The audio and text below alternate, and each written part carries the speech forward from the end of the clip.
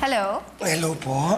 Ito po ba si Miss Petunia? Yes, speaking. Who's this? Si Rafael po to, yung guard dyan ni Bella Arboleda. Hi, Rafael. Ikaw ba yung makakadil ko tungkol kay Bella? Ay, opo, ako nga po. Can we meet today? Today po pwede. How about 4 o'clock? 4 o'clock today? Pwede po ba mga alas 2? Sure. Ipaparedy ko na ang kontrata, tapos don't forget to bring the requirements.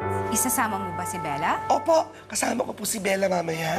Okay, perfect. So I'll see you at 2 o'clock. Sige po, salamat. Okay na. Kaya lang anak, sigurado ka ba na wala si Jeremy doon sa PYT mamayang alas 2? Nasa Greenfields po siya, tay. Baka mamaya hindi pumasok yun. Alamin ko na lang po. Oh, Mira! Jeremy, nasan ka? Sa Greenfields. Bakit? Namiss mo na ako, no? Pagkatapos ng Greenfields, pupunta ka ba sa PYT? Hindi ko alam. May basketball practice pa kasi. So hindi ka na magtatrabaho? Baka hindi na ako makapasok eh. Sige. Okay, thank you. Bye.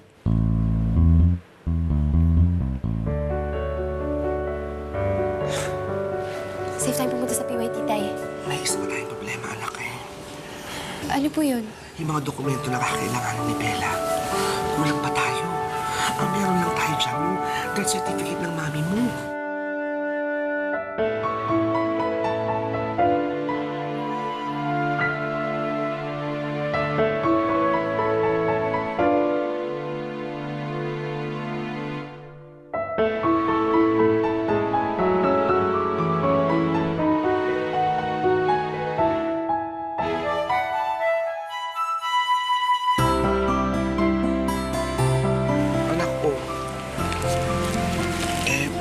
Pinapotocopy ko na.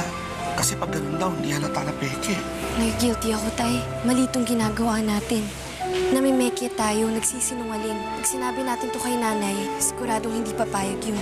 Anak, may mga bagay talaga tayong ginagawa. Hindi dahil ng tama, pero yun ang dapat. Is your niece? Ay, hindi po. Tatay-tatayan lang po niya ako. Si tatay na po kasi yung naging magulang ko. Kaya siya na rin po yung tatay yung manager ko.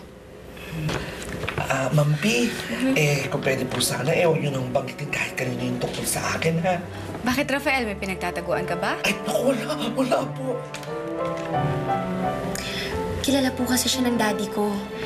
Kaya kapag lumabas na siya yung manager ko, baka po magkagulo pa.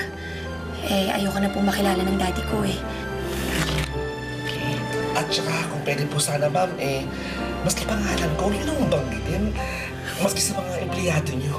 Alam mo, Bella, you're very mysterious. Pati ang pamilya mo, misteryoso rin. Pero kung yan ang gusto niyo, okay, igagalang ko. Siya nga pala, Rafael, ito yung kontrata. Pag umagri ka na at pumirma, pwede ko na ipahanda ang down payment. Naku, ito naman po yung mga requirements po ni Bella. Yan Ay, po, salamat.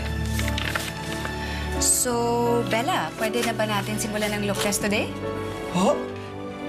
Agad-agad na yun? Naku, Rafael, kung alam mo lang kung gaano namin katagal hinanap tong si Bella, we don't want to waste more time. Ano, Bella, okay ba sa'yo? Sige, Miss P. Very well. Congratulations, Bella. Welcome to PYT. Thank you. Rafael, maraming salamat. Congratulations din.